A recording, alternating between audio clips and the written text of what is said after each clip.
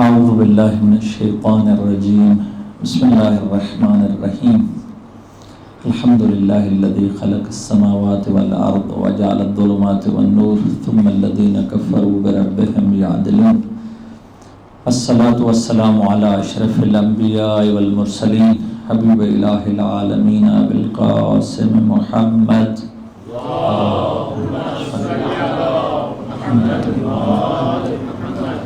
وآلہ الأطیبین الأطہرین سیما بقیت اللہ فی الارضین روح وارواحنا العالمین لتراب مقدمہ الفدا اللہم کل ولیک الحجت ابن الحسن صلواتک علیہ وعلا آبائہ فی هذه الساعة وفی کل ساعة ولیا وحافظا وقائدا وناصرا ودلیلا وعینا حتی تسکنہ ارضک طوعا وتمتعہ فیہا طویلا وَهَبْ لَنَا رَحْمَتَهُ وَرَحْمَتَهُ وَدُعَاءَهُ وَخَيْرَهُ مَا نَنَالُ بِهِ سَعَةً مِّن رَحْمَتِكَ وَفَوْزًا عِندَكَ أَمَّا بَعْدُ فَقَدْ قَالَ اللَّهُ تَبَارَكَ وَتَعَالَى فِي كَلَامِهِ الْمَجِيدِ بسم الله الرحمن الرحيم ألم تر كيف ضرب الله مثلا كلمة طيبة كشجرة طيبة أصلها ثابت وفرعها في السماء درود بھیجے محمد و آل محمد کی ذات اقدسہ پر اللہم صلی علی محمد خدا تبارک و تعالی ہم سب کا بچھایا ہوا یہ فرش عزا اپنی بارگاہ میں قبول و مقبول فرمائے. خدا تبارک و تعالی ہم سب کی توفیقات خیر میں اضافہ فرمائے. خدا تبارک و تعالی اس ذکر کے صدقے میں تمام مریضوں کو شفائے کاملہ و عاجلہ عطا فرمائے. خدا تبارک و تعالی آج کی رات کے صدقے میں اس ذکر کے صدقے میں ہم سب کو امام حسین علیہ السلام کا حقیقی عزادار بننے کی توفیق عطا فرمائے. مجلس کی قبولیت کے لیے ایک دفعہ درود پڑھیے گا محمد و آل محمد کی ذات اقدس اللہم صلی علی محمد عجل فرجہم. قیام امام حسین بزبان امام حسین علیہ السلام موضوع گفتگو تھا اور اس سلسلے کی یہ آج آخری گفتگو ہے.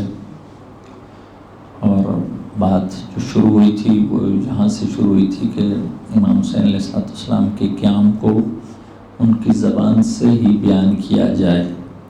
جب ان کی زبان سے بیان کیا جائے گا تو پھر کوئی بھی جو باہر سے مرچ مسالہ لگاتے ہیں وہ نہیں لگا سکیں گے جو بھی پڑھنے والے ہوں گے. ساری توجہ مرکوز ہوگی خود امام کے کلام پر. اور اگرچہ امام کے کلام کو سمجھنے کے لیے کچھ اور چیزوں کو سمجھنا ضروری ہے، اس میں کوئی شک نہیں. اور یہ بات بتائی تھی کہ 4 شہروں کو یا یوں کہیے کہ 5 شہروں کو سمجھنا ضروری ہے اور 5 مرحلوں کو سمجھنا ضروری ہے. اس میں آپ کی خدمت میں انشاءاللہ تفصیل کے ساتھ بھی بیان کروں گا آج بھی. اجمالی طور پر ہمیں مدینہ کو، مکہ کو، اس طرح کوفہ اور بصرہ کو، اور 5واں شہر جو ہے شام، اس کو سمجھنا ضروری ہے.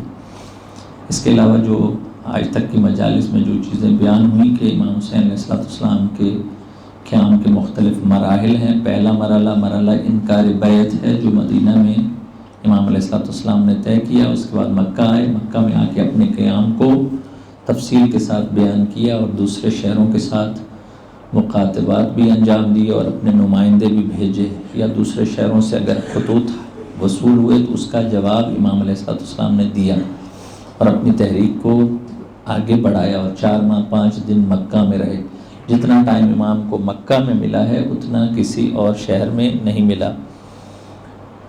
اور امام علیہ السلام کی مظلومیت بھی اگر کوئی دیکھنا چاہے تو شہروں کے اعتبار سے بھی اس کو تقسیم کیا جا سکتا ہے کہ مدینہ میں کتنے مظلوم تھے، مکہ میں کتنے مظلوم، بصرہ میں کتنے مظلوم، کوفہ میں کتنے مظلوم، اور شام میں کتنے مظلوم تھے.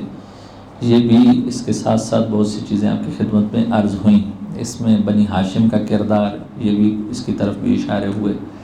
اور امام علیہ السلام کے اپنے جو شیعہ جنہیں کہتے ہیں ان کا کیا کردار تھا، خاص طور پر کوفے والوں کا، تو اس ضمن میں بہت سی چیزیں بیان ہوئیں. اور یہ بحث یہاں تک پہنچی تھی کہ جب یزید نے یہ دیکھ لیا کہ وہ مدینہ میں ہی اس قیام کو ختم کرنا چاہ رہا تھا لیکن مدینہ میں وہ ختم نہ کر سکا، اور امام علیہ السلام مدینہ سے مکہ تشریف لائے۔ اس کے ری ایکشن کے طور پر مدینہ کا والی تبدیل کیا گیا، اور مکہ میں بھی پورا کنٹرول کرنا چاہتے تھے امام علیہ السلام کو، اور جس میں وہ کامیاب نہیں ہو سکے۔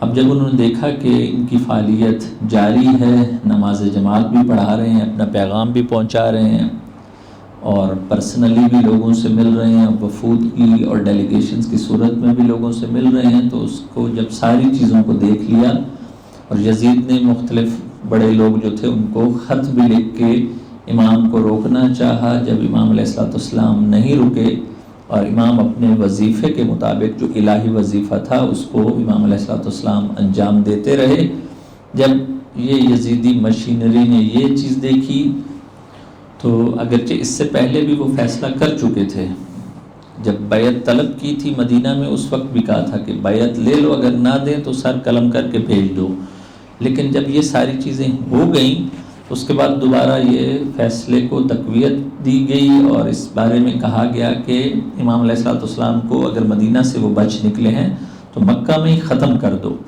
اس کے بارے میں دو آپشنز ہیں جو ہمیں تاریخ میں ملتے ہیں، یا تو یہ ہے کہ ناگہانی طور پر اچانک مروا دو یزید کی طرف سے، اور یا اگر مارے نہ جائیں تو اریسٹ کر لو، گرفتار کر کے یزید کے پاس پیش کیا جائے۔ یہ یزیدیت کی دو آپشنز تھیں۔ اس پر مختلف دلائل بھی موجود ہیں، خود امام حسین علیہ السلام کی یہ عبارت موجود ہے کہ جو اپنے بھائی محمد ابن حنفیہ کو امام علیہ السلام نے بتایا کہ یہ ان کا پروگرام یہ ہے کہ یہ مجھے کعبہ کے اندر ہی شہید کر دیں۔ امام علیہ السلام نے جو عبارت اپنے بھائی کو بتائی وہ یہی تھی کہ میں نہیں چاہتا ہوں کہ کعبہ کی حرمت ٹوٹ جائے، اور کعبہ حرم الہی ہے، اس میں یہ چاہتے ہیں کہ مجھے کعبہ میں ہی مروا دیں۔ یہ اس بات کی دلیل ہے کہ امام علیہ السلام کو یہ اچانک مروانا چاہتے تھے۔ یا وہ جو شاعر تھا فرزدق جو شاعر تھا، آپ کو یاد ہوگا کہ جب امام علیہ السلام مکہ سے کربلا کی طرف جا رہے تھے، راستے میں ایک مقام پر فرزدق سے ملاقات ہوئی تھی۔ فرزدق نے بھی بہت اچھی باتیں امام علیہ السلام سے شیئر کی جو تاریخ میں محفوظ ہیں۔ فرزدق سے ملاقات میں بھی امام علیہ السلام سے جب اس نے پوچھا کہ آپ بڑا جلدی آ رہے ہیں، مکہ سے نکل رہے ہیں، تو امام علیہ السلام نے یہی فرمایا، یہاں پر اس کے جواب میں یہ بتایا کہ اگر جلدی نہ نکلتا مکہ سے تو پکڑ لیا جاتا، گرفتار کر لیا جاتا، مجھے اریسٹ کر لیتے۔ یہاں سے بھی یہ بات واضح ہے، یا تاریخ کی اور کتب میں بھی ہے کہ بنی امیہ کے 30 افراد اور ان کے ساتھ ایک پورا گروپ یہ شام سے بھیجا گیا مکہ میں کہ امام علیہ السلام کو یا مار دو، اگر مار نہیں سکتے اچانک مارو، ایسا نہ لگے کہ پری پلانڈ مارا ہے، اچانک مار دو جس سے کوئی ایشو بھی نہ بنے، اگر مار نہ سکو تو پھر ایک دوسرے طریقے سے پکڑ لو، پکڑ کے ہمارے پاس شفٹ کر دو دمشق میں۔ حتیٰ یہ بھی عبارت تاریخ میں ملتی ہے کہ اگر کعبہ کے پردے کے ساتھ بھی حسین ابن علی لپٹے ہوئے ہوں اور سلام بھر رہے ہوں کعبہ کا تو وہاں بھی پکڑ لو یا مار دو۔ یہ بھی تاریخ میں یہ چیزیں موجود ہیں۔ اس سے پتہ یہ چلتا ہے کہ اب جو یزیدیت ہے وہ اپنے انتہا پر پہنچی ہوئی تھی کہ یا مار دو اچانک یا پکڑ لو۔ یہ چیز مکہ میں اب ظاہر ہو چکی تھی، امام علیہ السلام کو بھی اور ان کے ساتھیوں کو بھی پتہ چل گیا تھا کہ اب یہ ہونے والا ہے۔ اس بات کو آگے بڑھانے کے لیے میں آپ کی خدمت میں چند چیزیں پیش کرتا ہوں تاکہ آپ کو کچھ یہ آخری جو پیریڈ ہے امام علیہ السلام کا مکہ میں یہ صحیح طریقے سے سمجھ آ سکے، اور ایک ساری اجمالی سارا سٹرکچر جو مختلف شہروں کا ہے یہ بھی آپ کو سمجھ میں آ سکے۔ ایک دفعہ پھر درود پڑھیے محمد و آل محمد کی ذات اقدسہ پر۔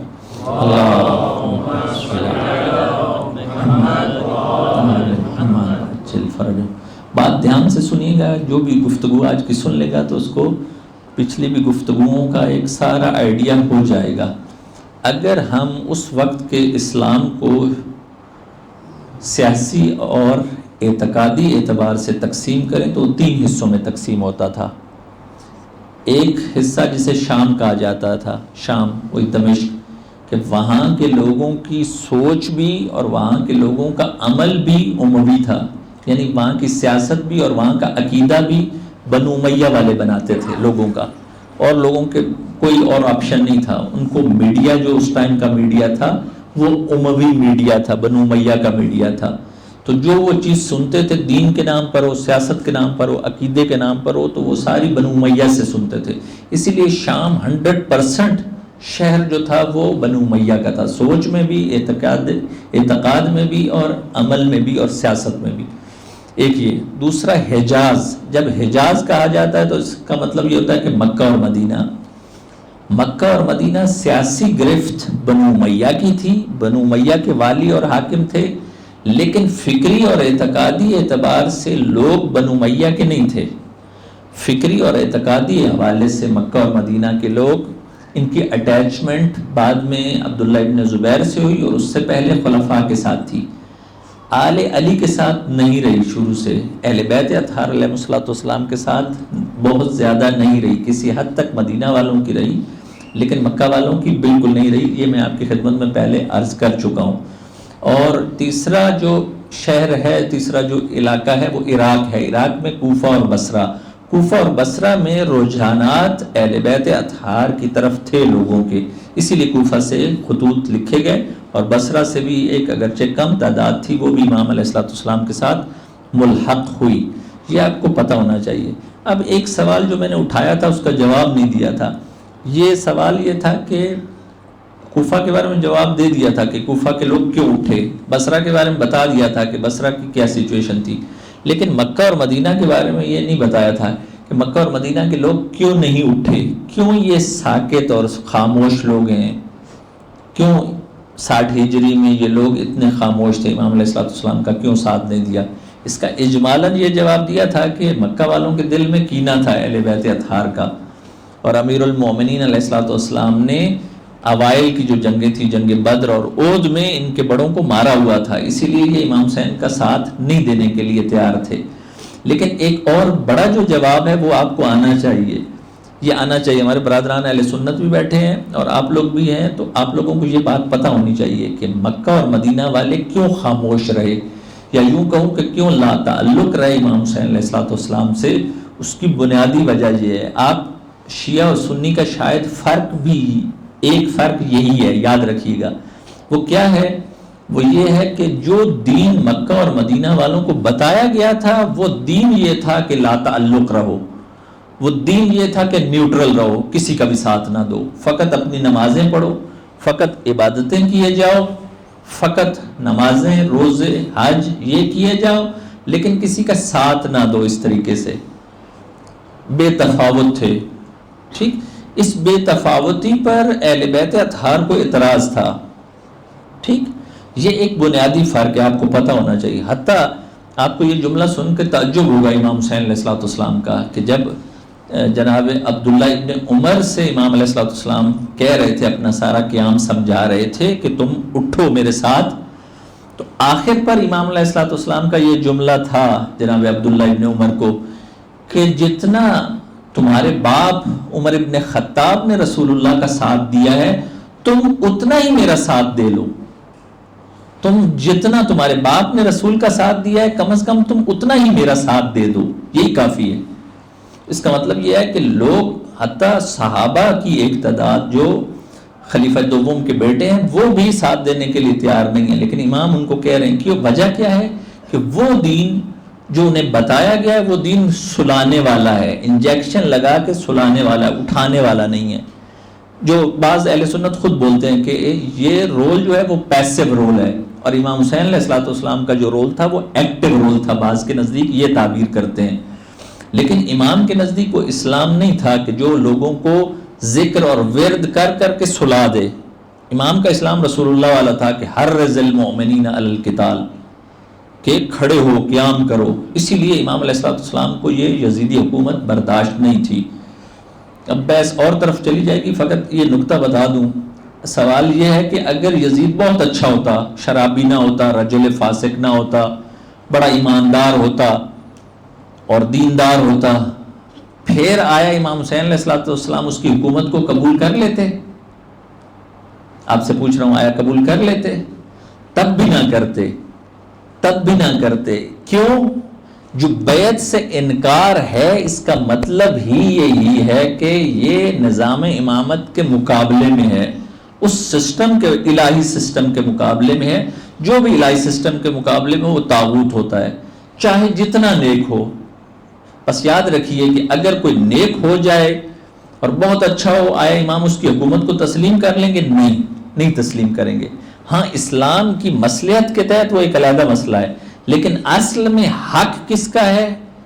امام علیہ الصلوۃ والسلام کا۔ ایک امام کا حق ہوتا ہے کہ وہ الہی نمائندہ ہے، وہ اللہ کی طرف سے نمائندہ ہے۔ اس لیے اب یاد رہے یہ بات کہ مکہ اور مدینہ والے اگر چپ رہے ہیں تو اس کی بنیادی وجہ کیا ہے؟ کہ انہیں وہ دین ہی وہی سکھایا گیا ہے کہ جو ذکر اور نماز اور روزے کی حد تک ہے۔ انہیں وہ والا دین جو رسول اللہ والا حقیقی دین ہے وہ نہیں بتایا گیا ہے۔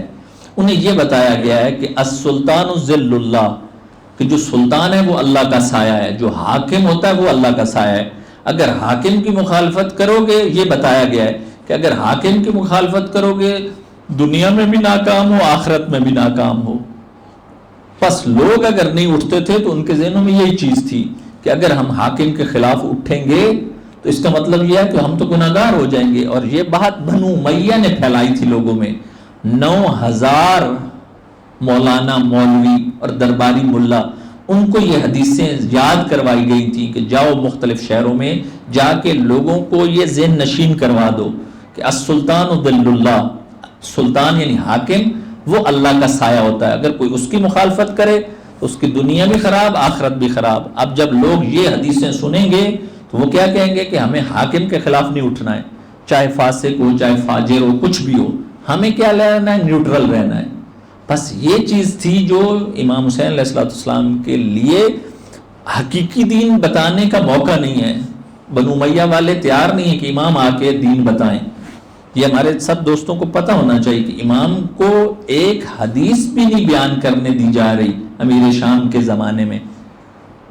بہت مظلومیت ہے یہ کہ رسول کے جو نواسے ہیں وہ جو رسول سے سنا ہے وہ بھی بیان نہیں کر سکتے مسجد میں آ کے، باقی جو دوسرے ہیں ان کو اجازت ہے جو چاہیں کہیں۔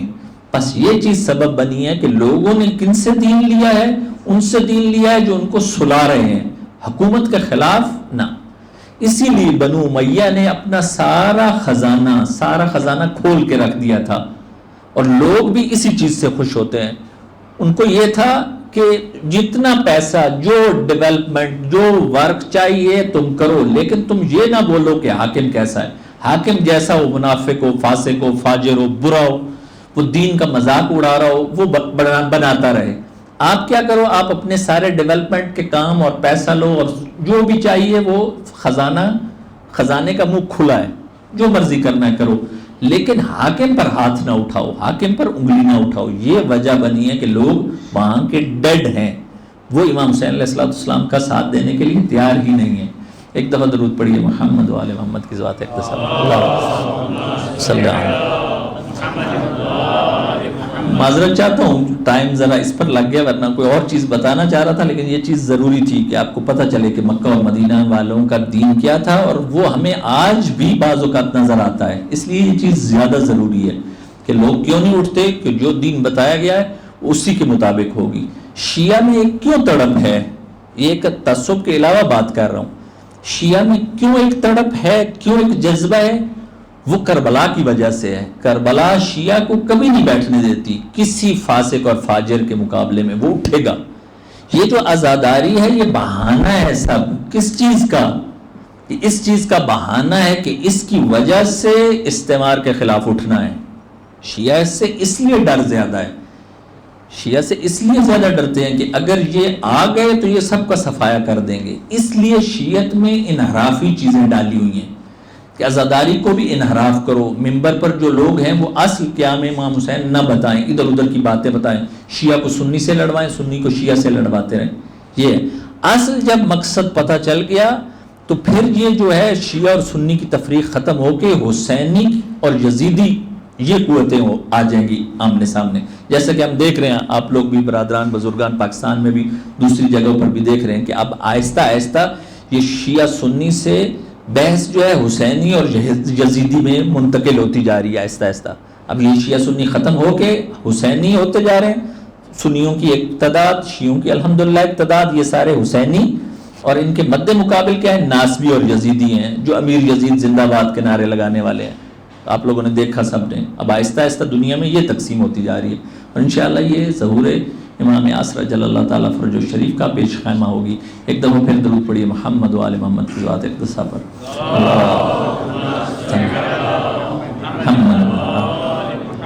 رات بہت بڑی ہے اور ٹائم بھی انشاءاللہ آج کی رات آپ مجھے دیں گے. میں اور طرف انشاءاللہ کوشش کرتا ہوں کہ نہ جاؤں، لیکن یہ باتیں کیونکہ ضروری ہیں، میسیج ہے ان میں، یہ سب سمجھے.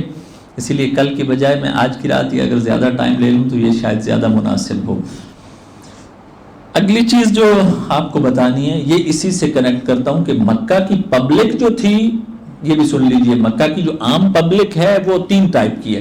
ایک اسی طرح ہے کہ بے تفاوت ہے، نیوٹرل ہے، ان کو وہ نہ امام حسین علیہ السلام کے دشمن ہیں نہ امام حسین علیہ السلام کے دوست ہیں. وہ اپنی روٹین میں اپنا کام کاج کر رہے ہیں، آ رہے ہیں، نماز پڑھ رہے ہیں، چلے جاتے ہیں. یہ میجارٹی مکہ کی اس ٹائم یوں تھی. دوسرا گروپ جو ہے وہ بنو امیہ کے سپورٹر تھے مکہ میں، وہ امام علیہ السلام کے مخالف ہیں، بنو امیہ کے سپورٹر ہیں. اور تیسرے لوگ کیا ہیں؟ وہ امام علیہ السلام کے سپورٹر نہیں ہیں مکہ میں، لیکن عقیدت والے ہیں، آتے ہیں، محبت کرتے ہیں، سلام لیتے ہیں، التماس دعا کہتے ہیں، نماز امام کے پیچھے پڑھتے ہیں، بہت احترام کرتے ہیں، ہاتھ بھی چومتے ہیں. صحیح. لیکن یہی لوگ جو مکہ میں جو عقیدت والے ہیں، یہ امام علیہ السلام کی ساری عقیدتوں کے باوجود، ذہنی عقیدت کے باوجود، امام کے ساتھ کھڑے ہو کے یزید کے خلاف لڑنے کے لیے تیار نہیں ہیں. یہ سن لیجئے. پس اس کا مطلب ہے کوئی بھی گروپ جو مکہ میں امام کے ساتھ مل کے یزید کے خلاف لڑنے کے لیے تیار نہیں ہے. یہ پبلک کی صورتحال ہے. اب آ جائیے خواص پر، جو خاص لوگ ہیں، بڑے بڑے لوگ ہیں مکہ کے، جو مکہ میں ہیں، چاہے مدینہ کے بھی ہوں لیکن اس وقت مکہ میں تھے. ان کی میں صورتحال بتا دیتا ہوں آپ لوگوں کو. آپ کو پتہ بھی ہے پہلے بھی، یہ جو 4 بڑے عبداللہ ہیں، یہ بھی ہو گیا. جناب محمد ابن حنفیہ کو بھی شامل کیجئے اور بڑوں کو بھی شامل کیجئے. سب کے 3-4 مطالبے امام علیہ السلام سے، امام حسین علیہ السلام سے. ان کی ڈیمانڈ کیا ہے؟ 4 ڈیمانڈ ہے سب کی، تقریباً سب کی. پہلی چیز کیا ہے؟ پہلی چیز یہ ہے کہ یہ 4-5 جو بڑے ہیں مکہ میں، یہ کہہ رہے ہیں کہ یزید کی بیعت ہم بھی نہیں کر رہے، آپ بھی نہ کریے، کوئی بات نہیں ہے، لیکن فقط مذمت کی حد تک، فقط کنڈیم کرنے کے لیے تیار ہیں یزید کو، کوئی اور پریکٹیکل سٹیپ لینے کے لیے تیار نہیں ہے. یہ کہتے ہیں ہم بھی یزید کی بیعت نہیں کرتے، آپ بھی نہ کیجئے، لیکن پریکٹیکل کچھ سٹیپ وہ کہہ رہے ہیں نہ اٹھائیے. پہلی ڈیمانڈ امام سے یہ ہے، ان کی بڑے لوگوں کی، مکہ والوں کی. دوسری ڈیمانڈ امام سے کیا ہے کہ آپ حکومت یزید کی کھل کے مخالفت نہ کیجئے. ہم بھی یہاں رہتے ہیں، رہیے، آپ بھی رہیے مکہ میں، لیکن کھل کے اسٹریٹ فارورڈ جو آپ مخالفت یزید کی کر رہے ہیں یہ نہ کریے. آپ مذمت کیجئے، مزاحمت نہ کیجئے، قیام نہ کیجئے. یہ دوسری ڈیمانڈ ہے ان سب کی.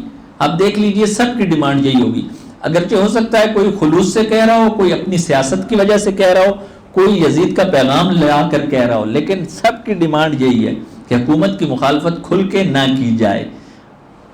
تیسری چیز کہتے ہیں کہ اگر آپ کو مخالفت کرنی ہی ہے یزید کی، اگر آپ کو قیام کرنا ہی ہے، امام کو کہہ رہے ہیں، تو آپ مکہ میں رہ کر کریں، مکہ سے باہر نہ جائیں. اور چوتھی ڈیمانڈ ان کی یہ ہے کہ کوفہ بالکل نہ جائیں. کوفہ بالکل نہ جائیں کیونکہ کوفہ والوں نے آپ کے والد اور آپ کے بھائی حسن ابن علی کے ساتھ جو کچھ کیا ہے یہ تو آپ کو پتہ ہے. یہ 4 ڈیمانڈ ہیں ان خواص کی، ان بڑے بڑے لوگوں کی.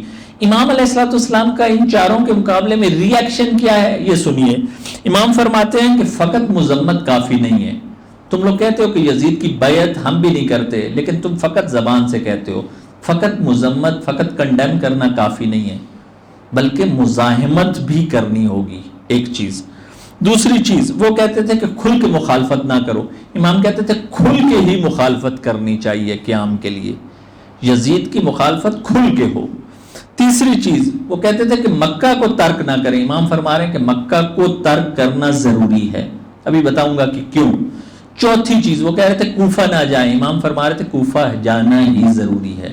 بس ان کی جو 4 ڈیمانڈیں تھیں اور 4 مطالبات تھے جو خواص کے تھے، امام علیہ الصلوۃ والسلام کسی ایک کو بھی قبول کرنے کے لیے تیار نہیں تھے. اب یہ ساری چیزیں وجہ بنی ہیں کہ امام مکہ کو چھوڑیں. کیوں مکہ کو چھوڑ رہے ہیں؟ پہلی وجہ جو امام خود اپنے خطبے میں بتا رہے ہیں، وہ کیا بتا رہے ہیں؟ فرما رہے ہیں کہ اگر میں مکہ میں رہوں، اب میں دیکھ چکا ہوں کہ یہ یا تو مجھے مروا دیں گے یا مجھے گرفتار کر لیں گے، اور اگر میری شہادت ہو جاتی ہے بیت اللہ میں تو اس سے حرم خداوند تبارک و تعالیٰ جو کعبہ ہے اس کی حرمت پامال ہو جائے گی، اور میں نہیں چاہتا ہوں کہ میں کعبہ کے اندر مارا جاؤں. امام کے جملے ہیں کہ میں چاہتا ہوں مکہ سے ایک بالشت بھی دور اگر ہوں تو وہ میری شہادت وہ بہتر ہے اس سے کہ میں کعبہ کے اندر مارا جاؤں. توجہ فرمائی آپ نے. بس امام راضی نہیں ہے کہ مکہ کے اندر امام کو شہید کیا جائے. اب یہ بات یاد رکھیے گا، یہ بہت گہری چیز ہے. دشمن کے مقابلے میں جو میدان جنگ ہے، یہ سارے کہہ رہے تھے کہ میدان جنگ کو مکہ رہنے دیجئے. امام کو سب یہی مشورہ دے رہے تھے کہ نہ جائیے. امام کہہ رہے تھے کہ نہیں، میدان جنگ جو ہوتا ہے وہ دشمن کی مرضی سے انتخاب نہیں کرنا ہوتا. جو بھی دشمن کی مرضی سے میدان جنگ انتخاب کرے وہ ہمیشہ ہارتا ہے، یہ یاد رکھیں. امام اپنی مرضی سے میدان جنگ کا انتخاب کر رہے ہیں کہ جنگ نہ مدینہ میں ہوگی نہ مکہ میں ہوگی، جنگ کربلا میں ہوگی. توجہ فرمائی. اگر مکہ میں بھی امام علیہ الصلوۃ والسلام شہید کر دیے جاتے کبھی بھی حسینیت نہ پھیلتی جیسے آج ہے. بس حسینیت کے پھیلنے کا ایک سبب اور ایک وجہ یہ ہے کہ میدان جنگ کا انتخاب امام نے اللہ تبارک و تعالیٰ کی مرضی سے کربلا میں کیا ہے، مکہ میں نہیں. مکہ کی حرمت پامال ہوتی. بس ایک وجہ یہ ہے کہ امام مکہ میں نہیں رکے، مکہ کی حرمت پامال ہوتی ہے. دوسری وجہ کہ مکہ کے یہ جو تینوں گروہ ہیں کوئی بھی ساتھ دینے کے لیے تیار نہیں ہے، فقط زبان کی حد تک ہے، پریکٹیکل کوئی بھی ساتھ دینے کے لیے امام کا تیار نہیں ہے. 4 ماہ 5 دن امام رہ رہے ہیں، نمازیں پڑھتے ہیں، ہاتھ بھی چومتے ہیں، التماس دعا بھی کہتے ہیں اور بہت عقیدت بھی رکھتے ہیں، لیکن اس کے باوجود ایک شخص نہیں ہے جو امام کے ساتھ اس قیام میں شریک ہو. امام کو یہ پتہ چل گیا ہے. اور یہ جو تیسری وجہ ہے کہ یہ جو خواص ہیں جو سارے یہ امام کو ڈیمانڈ کر رہے ہیں، یہ نقطہ میری خواہش ہوگی کہ غور سے سنیے، یہ بہت اہم نقطہ ہے. یہ جو بڑے بڑے امام کو روک رہے ہیں اور یہ چیز سمجھا رہے ہیں کہ یہ 4 مطالبات آپ مان لیجئے، امام علیہ الصلوۃ والسلام کو پتہ چل گیا ہے کہ یہ بھی میرے لیے سب سے بڑی رکاوٹ بنیں گے.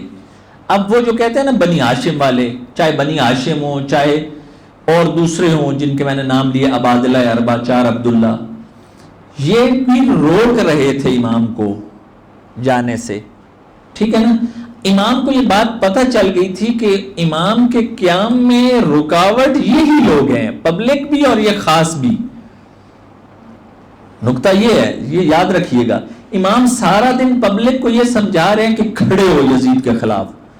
یہ شام کو آ کے امام علیہ الصلوۃ والسلام کو کہہ رہے ہیں کہ نہیں پیچ اپ کر لیں، ڈائیلاگ کریں. امام کو سمجھ آ گئی کہ یہ لوگ جو ہیں کبھی بھی ساتھ دینے والے نہیں ہیں، نہ فقط ساتھ دینے والے نہیں ہیں، روکنے والے ہیں. بس یہ جو بڑی بڑی شخصیتیں تھیں یہ روک رہی تھیں، اور جو روکے اس کا مطلب ہے وہ مقصد امام حسین علیہ الصلوۃ والسلام کو نہیں سمجھا. تو یہ بڑی وجہ تھی کہ امام مکہ کو چھوڑا. امام نے آپ نے ایک ہی وجہ سنی ہوئی ہے کہ وہ لوگ حاجیوں کی شکل میں آ گئے اور امام علیہ الصلوۃ والسلام کو شہید کرنا چاہا، اس لیے امام نے مکہ چھوڑا. یہ ایک وجہ ہے، یہ ایک وجہ نہیں ہے، بلکہ مختلف وجوہات ہیں کہ پبلک بھی اور خواص بھی اور حکومت بھی کوئی بھی تیار نہیں ہے امام کی بات سننے کے لیے. جس طرح امام چاہتے ہیں، جس طرح قیام چاہتے ہیں وہ کرنے کے لیے کوئی تیار نہیں ہے. اور امام نہیں چاہتے ہیں کہ ان کے قیام کو مکہ میں ہی ان کی شہادت کر کے دبا دیا جائے. نہیں، امام چاہتے ہیں کہ یہ قیام پھیلے. میں جتنا دوسرے شہروں میں جاؤں گا یہ قیام پھیلے گا، اور ہوا بھی ایسے. ایک دفعہ درود پڑھیے محمد و آل محمد کی ذات اقدسہ پر. اللہ صلی فرج. اب جو اگلی چیز آپ کی خدمت میں عرض کرنی ہے کہ جب یہ ساری چیز ہو گئی، امام نے دیکھ لیا کہ یہاں رہنا اب کسی صورت میں بھی مناسب نہیں ہے. امام نے جانے سے پہلے 1 دن پہلے امام علیہ الصلوۃ والسلام نے مکہ چھوڑنے سے ایک دن پہلے سب کو اکٹھا کیا، خطبہ دیا، ایک خطبہ ہے، یہ بہت شاندار خطبہ ہے، واقعی بہت خوبصورت خطبہ ہے۔ امام نے ایک خطبہ دیا ہے، اس کو کہتے ہیں خطبہ خط الموت، عربی عبارت ہے، شروع یہ پڑھ رہا ہوں، بس یہ پڑھ کے ہی آپ کی زحمت تمام کروں گا۔ امام فرماتے ہیں کہ یہاں سے بات شروع کرتے ہیں، بسم اللہ الرحمن الرحیم، الحمدللہ وما شاء اللہ ولا حول ولا قوة الا باللہ وصلی اللہ علی محمد رسولہ وسلم تسلیما۔ آگے فرماتے ہیں یہ حمد اور درود کے بعد امام علیہ الصلوۃ والسلام فرماتے ہیں کہ خط الموت علی ولد آدم مخط القلادۃ علی جید الفتات۔ کیا مطلب؟ بہت سخت عربی ہے، عربی بھی بہت سخت ہے۔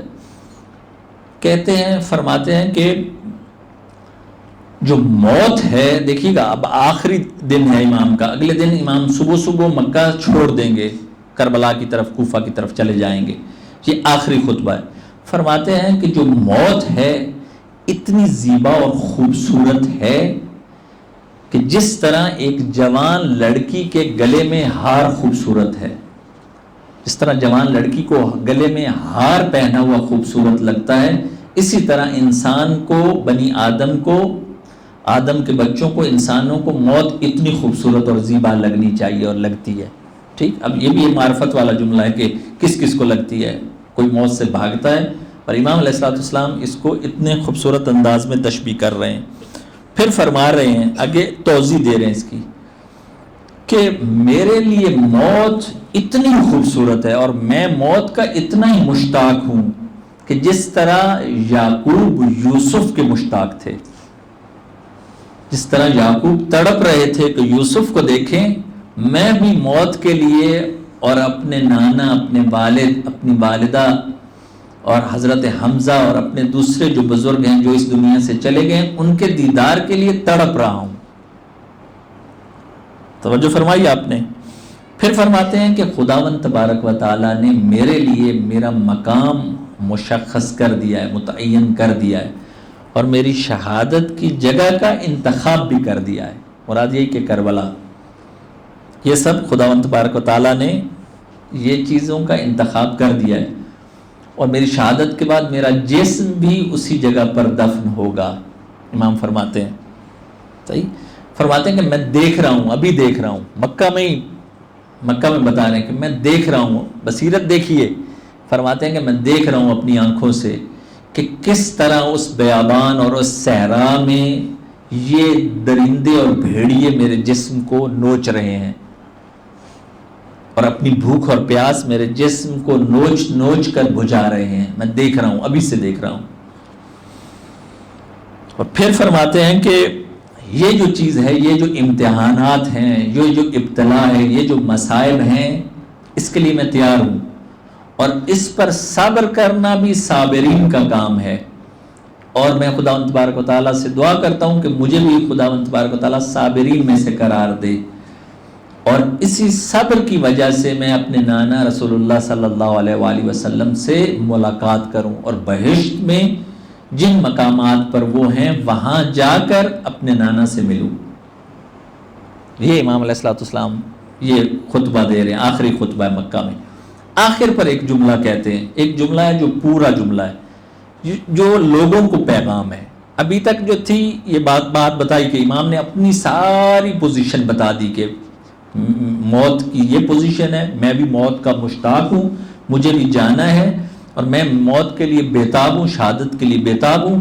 اب جو پبلک ہے جو سامنے کھڑی ہے، اس کو بتا رہے ہیں، کیا بتا رہے ہیں؟ یہ جملہ بہت خوبصورت ہے کہ من کان فینا باذلا مہاجتہ ومعتنا علی لقاء اللہ نفسہ فلیرحل معنا، کہ جو بھی تم لوگوں میں سے یہ چاہتا ہے کہ ہمارے ساتھ آئے، وہ یہ بات یاد رکھے کہ وہ خون دل پی سکے، اور وہ لقاء اللہ کے لیے آمادہ ہو سکے، تیار ہو سکے۔ جو یہ کام کر سکتا ہے وہ ہمارے ساتھ آ جائے۔ فَإِنِّي رَاحِلٌ مُصْبِحًا انشاءاللہ تعالی، کہ کل صبح ہم یہاں سے راحل، کوچ کرنے والے ہیں۔ بس امام علیہ الصلوۃ والسلام جو آخری نقطہ آپ کی خدمت میں عرض کر رہا ہوں وہ یہ فرما رہے ہیں کہ اگر تم ہمارے ساتھ ہمارے کاروان کے ہمراہ چاہتے ہو کہ ہمارے ساتھ آؤ، اس کی شرائط ہیں، 4 شرطیں، اگر ان 4 شرطوں پر پورا اترتے ہو تو آ جاؤ۔ صحیح ہے؟ وہ کیا کیا شرطیں ہیں پہلے اب دیکھیے گا، عجیب ہے۔ مثلا پہلی شرط یہ ہے کہ جان لٹانا، ہمارے ساتھ جس نے بھی آنا ہے ہتھیلی پر جان رکھ کے آنا ہے، باذلاً محجتہ، خرچ کرنی پڑے گی جان۔ پھر یہ جو تمہاری وابستگی ہے، اٹیچمنٹ ہے دنیا کے ساتھ، یہ سب چھوڑنی پڑے گی۔ پہلی شرط یہ ہے کہ جو ہمارے ساتھ آئے جان ہتھیلی پر رکھ کے آئے، پہلی شرط یہ۔ دوسری شرط کیا ہے؟ دوسری شرط یہ ہے کہ وہ اللہ کی ملاقات کے لیے بھی تیار ہو۔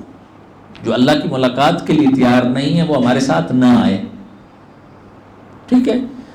گویا کہ یہ کہنا چاہ رہے ہیں کہ جو بھی آنا چاہتا ہے، یہ جملہ سنیے گا، بہت خوبصورت جملہ ہے آیت اللہ میر باقری کا، وہ فرماتے ہیں جو بھی ہمارے ساتھ آنا چاہتا ہے وہ اس دنیا سے جب تک بڑا نہیں ہوگا ہمارے ساتھ شامل نہیں ہو سکے گا۔ اس دنیا سے بڑا ہونا پڑے گا، دنیا کو چھوٹا سمجھے اور دنیا سے بڑا ہو، تب لقاء اللہ کے لیے تیاری ہوگی، اس کی آمادگی ہوگی۔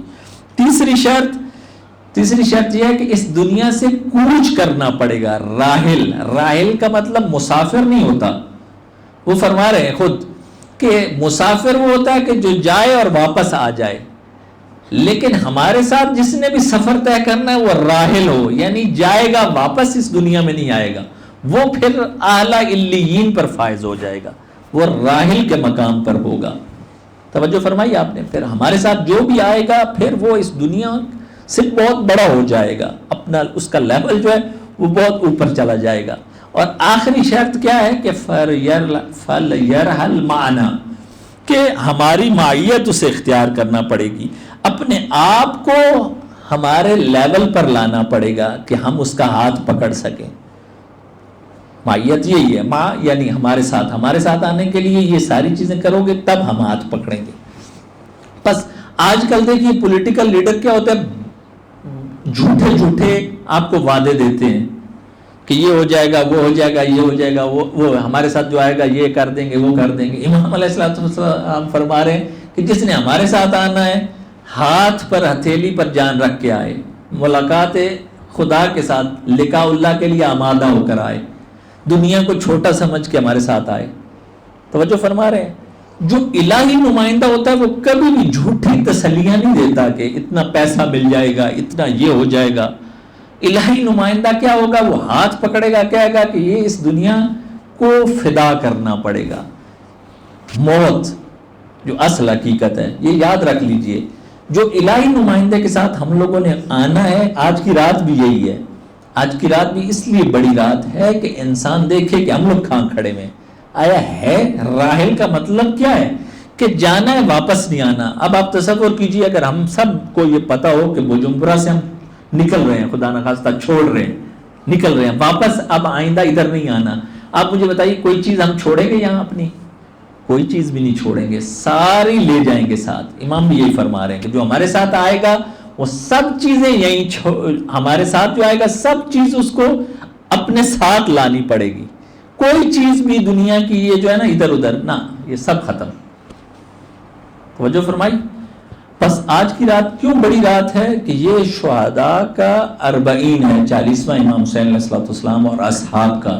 ان ساتھیوں نے یہ 4 شرائط پر یہ پورا اتر آئے، دوسرے لوگ فقط انہوں نے کہا واہ واہ اور والسلام، ساتھ نہیں ملے۔ وہ ساتھ ملے ہیں کہ جنہوں نے اپنے آپ کو امام علیہ السلام کے ساتھ فنا کر دیا تھا اپنے آپ کو۔ ان کو پتا تھا کہ یہی بقا ہے، جب ہم فانی ہوں گے امام میں تو پھر بقا باللہ ہو جائے گی، خداوند تبارک و تعالی ہمیں بقا بخش دے گا اور قیامت تک پھر لوگ ہماری یاد بناتے رہیں گے۔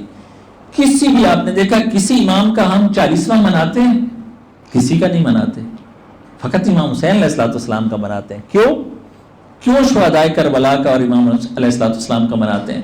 کہ جو امام حسین کی ذات ہے وہ یقیناً مختلف ہے، اسی وجہ سے کہ وہ جو سلیکٹڈ لوگ ہیں خود بھی اور دوسرے جو لوگ انہوں نے ہاتھ جن کا پکڑا ہے وہ سلیکٹڈ لوگ ہیں، ویسے کوئی بھی نہیں ہے۔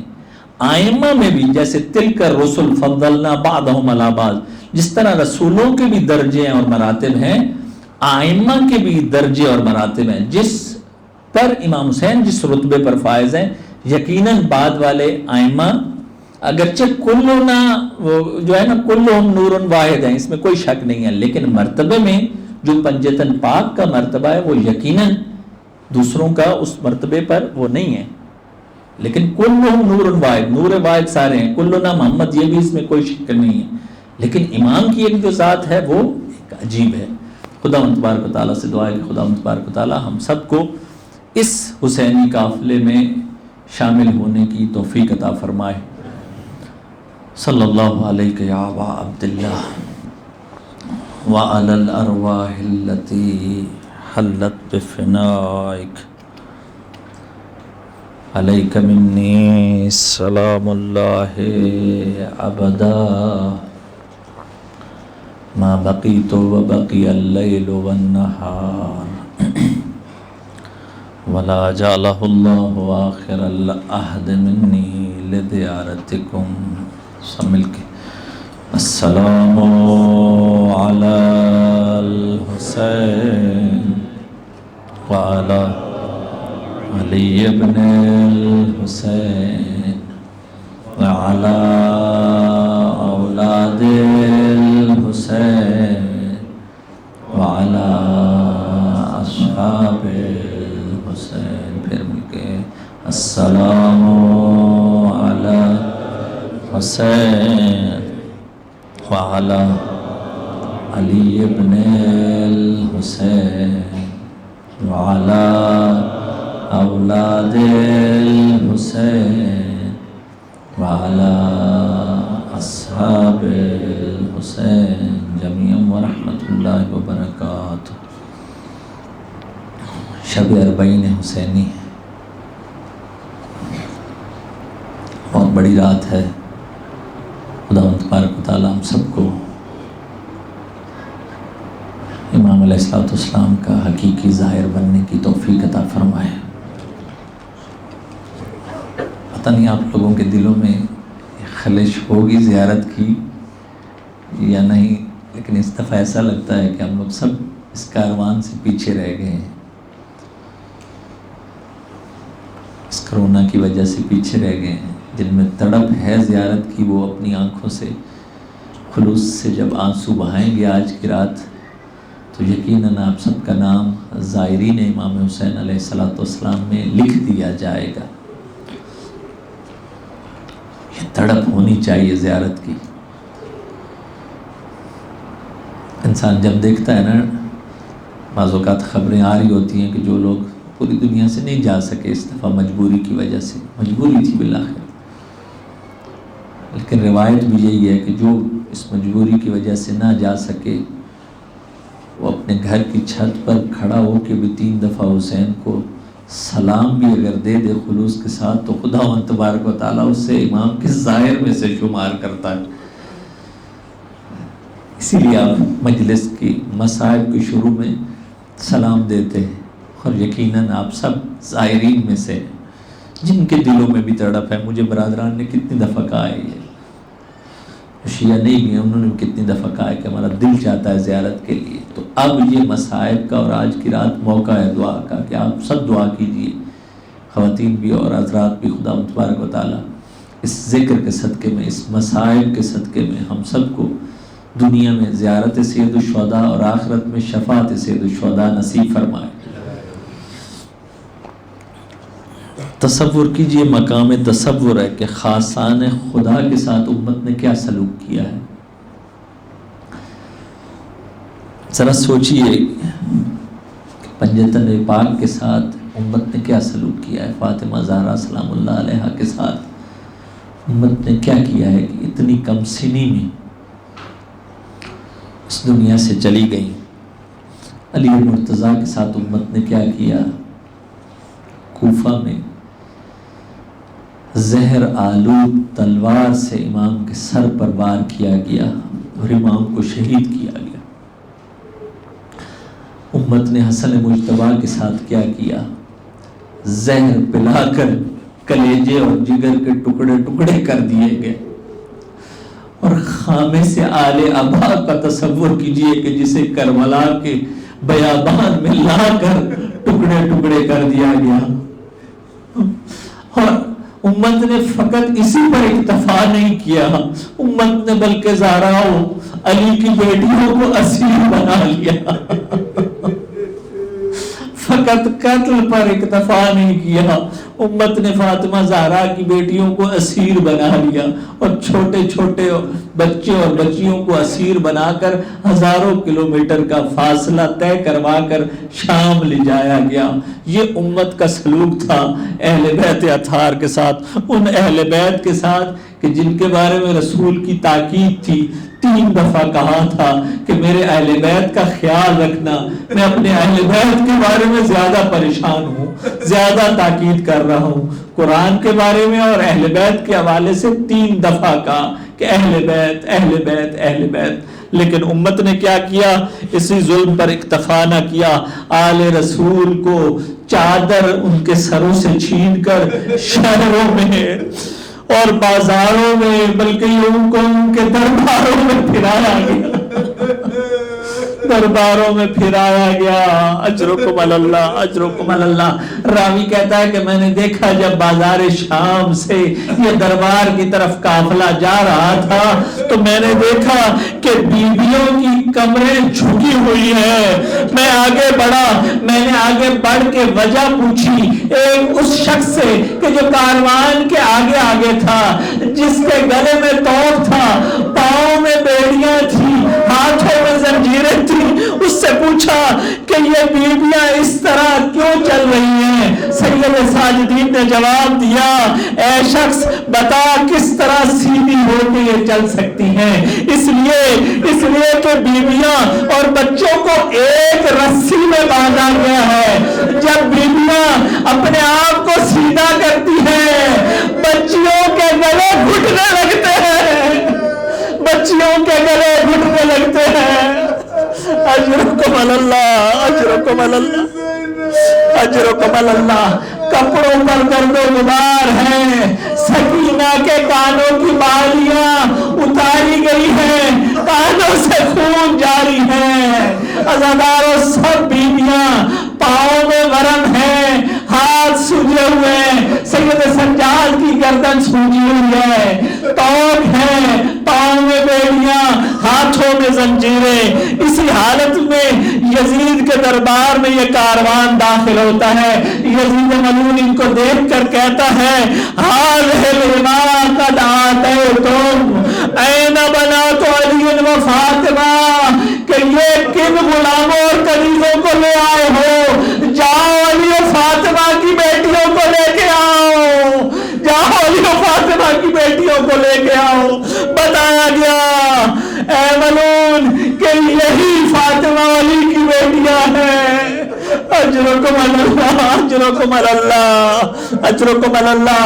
عزاداروں تصور کیجئے، یزید ہے، دربار یزید ہے، ہاتھ میں شراب لیے ہوئے ہے، دربار میں ہر طرف شرابی ہے، شرابی ہے، شرابیوں کی محفل ہے۔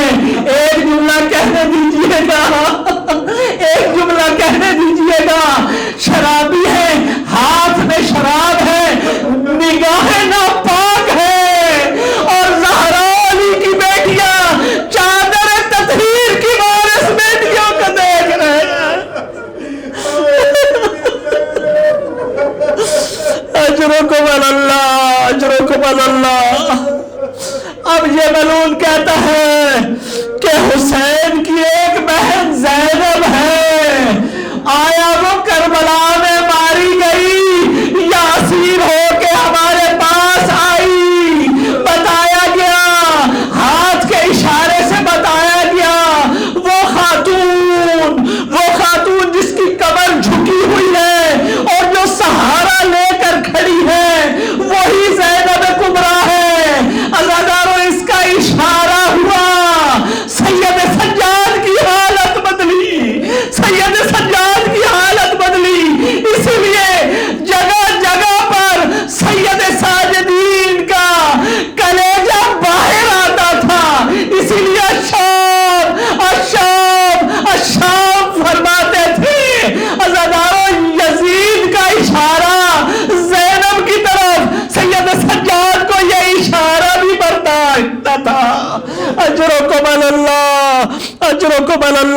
عزادارو اب یہ نبی زادیاں ہیں کھڑی ہوئی ہیں، نبی زادیاں کھڑی ہوئی ہیں، علی کی بیٹی کو جلال آیا، علی کی بیٹی نے یزید سے مخاطب ہو کر کہا اے ملعون ہم نبی زادیاں ہیں، ہم کھڑی ہوئی ہیں، تیری بیٹیاں گھر میں بیٹھی ہوئی ہیں، ہم اسیر ہیں، تیری بیٹیاں آزاد ہیں۔ عزادارو اس کا رد عمل یہ ہوا کہ ایک تشت لایا گیا، ایک تشت لایا گیا اور تشت کے اوپر کپڑا تھا، کپڑے سے ڈھانپا گیا تھا۔ عزادارو تشت کا آنا تھا، امام سجاد تشت کو دیکھ رہے تھے، آنکھوں سے آنسو جاری تھے۔ روایت میں یہ لکھا ہے کہ سید سجاد کے پشت پر ایک بچی تھی جو بار بار سید سجاد سے ہٹ کر اس تشت کی طرف دیکھ رہی تھی۔ امام سجاد بار بار اس بچی کے سامنے آ جاتے تھے تاکہ یہ بچی تشت کی طرف نہ دیکھ سکے، لیکن ایک موقع وہ آیا جب تشت سے کپڑا ہٹایا گیا، اس ملعون کے ایک ہاتھ میں چھڑی تھی اور دوسری ہاتھ میں شراب، اب اس نے مارنا شروع کیا۔ عزادارو تین طرح کی روایت ہے، ایک روایت یہ ہے کہ سب سے پہلے چھڑی کو سر اقدس پر مارا، سر اقدس پر مارا۔ عزادارو یقیناً یہ وہی سر تھا جو زہرا نے چکیا پیس پیس کے پالا تھا، یہ وہی سر تھا جس میں بی بی زہرا کنگھی کیا کرتی تھی، اگر حسین کا ایک بال بھی ٹوٹ جاتا زہرا مرضیہ کے لیے وہ بھی قابل برداشت نہ تھا۔ اب دوسری دفعہ اس نے امام کے رخساروں پر مارنا شروع کیا، اس نے امام کے رخساروں پر چھڑی کو مارا۔ عزادارو تیسری دفعہ ان لبوں پر مارا جن لبوں پر رسول اللہ بوسے لیا کرتے تھے۔ ارباب مقاتل نے یہ لکھا ہے کہ جب یہ منظر اس 4 سال کی بچی نے دیکھا، عزادارو اس بچی کی شہادت کی وجہ یہ والا منظر تھا۔ اب مصائب اپنے اوج پر گیا، آخری جملے عزادارو، اب مصائب اپنے اوج پر گیا، مصائب اپنے اوج پر اس وقت گیا جب دربار یزید ہے اور ایک ملعون نے یزید سے سوال کیا کہ اے یزید تم قیدیوں کے ساتھ کیا سلوک کرتے ہو، تم قیدی عورتوں کے ساتھ کیا سلوک کرتے ہو؟ یزید نے کہا کہ ہم قیدیوں کو کنیز بنا لیتے ہیں، کنیز بنا لیتے ہیں۔ جیسے یہ جملہ فاطمہ بنت حسین نے سنا، زہرا مرضیہ کی اس بچی نے، فاطمہ بنت حسین نے جیسے یہ جملہ سنا، عزادارو زینب کبریٰ کی ٹانگوں سے یہ لپٹ گئی۔